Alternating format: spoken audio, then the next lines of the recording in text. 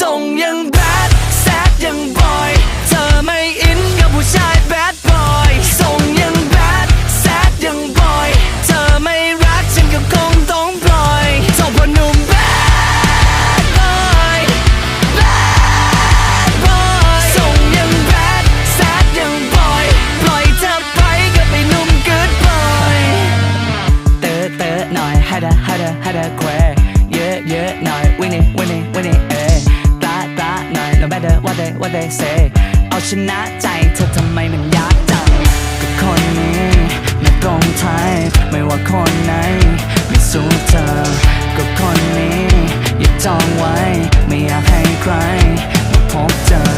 รวบรวมความกล้าทักเข้าไปคุยอย่างเฟรนลี่